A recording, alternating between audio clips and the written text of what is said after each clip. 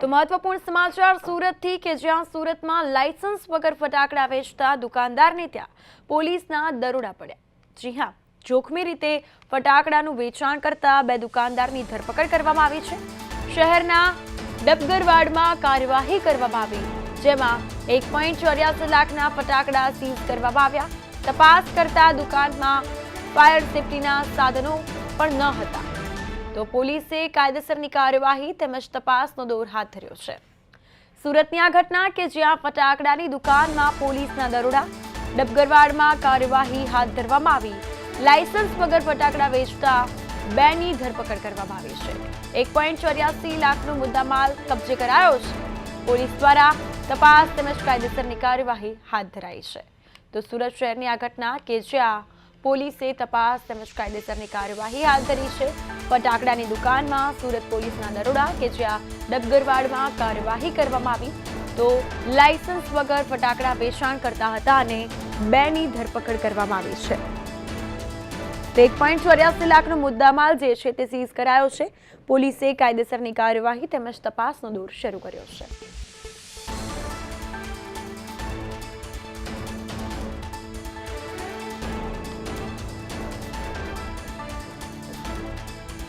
સુરત શહેરની આ ઘટના કે જ્યાં લાયસન્સ વગર ફટાકડાનું વેચાણ કરતા હતા, ત્યારે પોલીસ દ્વારા રેડ પાડવામાં આવી, ત્યારે આ અંગે 2ની ધરપકડ કરાઈ છે અને કાયદેસરની કાર્યવાહી શરૂ કરાઈ છે। વધુ માહિતી સાથે સુરતથી અમારા સંવાદદાતા અરવિંદ રાઠોડ ફોન લાઈન પર જોડાઈ ગયા છે। જી અરવિંદ, સમગ્ર મામલો સામે આવ્યો છે સુરતથી કે જ્યાં ડબગરવાડમાં લાયસન્સ વગર ફટાકડાનું વેચાણ થઈ રહ્યું છે, તેને લઈને પોલીસ દ્વારા રેડ કરવામાં આવી, તેને લઈને આગળની શું કાર્યવાહી?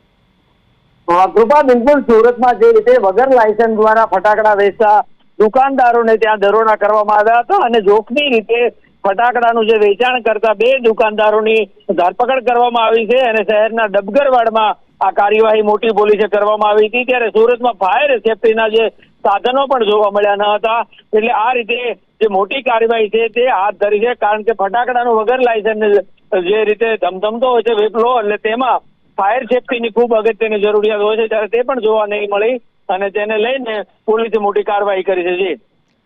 જી બિલકુલ અરવિંદ, તો હવે દિવાળીનો તહેવાર નજીક આવી રહ્યો છે, ત્યારે ફટાકડા વેચાણ જે છે તે વધી રહ્યું છે। આ અંગે આસપાસના જે વિસ્તાર છે ત્યાં પણ ફટાકડાનું આ રીતે વેચાણ થતું હશે, તેને લઈને પોલીસની શું કાર્યવાહી?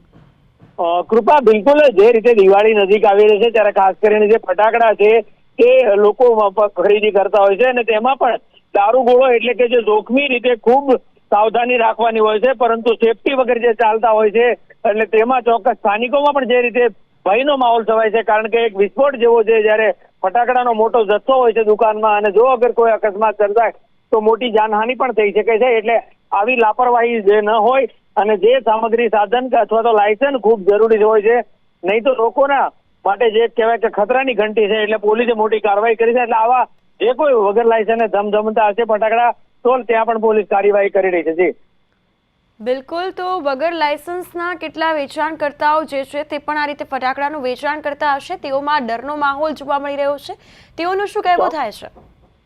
કૃપા, જે રીતે દિવાળીની સિઝન અને ખાસ કરીને અમુક લોકો જે છે તે સિઝનેબલ ધંધામાં માહિર હોય છે, ત્યારે દિવાળીમાં ફટાકડાનું જે વેચાણ હોય છે એટલે તેઓ ગેરકાયદેસર રીતે ફટાકડા વેચતા હોય, તેમાં ચોક્કસ ડરનો માહોલ થયો છે। કારણ કે દિવાળી નજીક છે, પરંતુ વગર લાયસન્સે આ રીતે જે શોર્ટકટ અપનાવતા હોય છે, એટલે તે આલમમાં ચોક્કસ ફફડાટ જોવા મળી રહ્યો છે।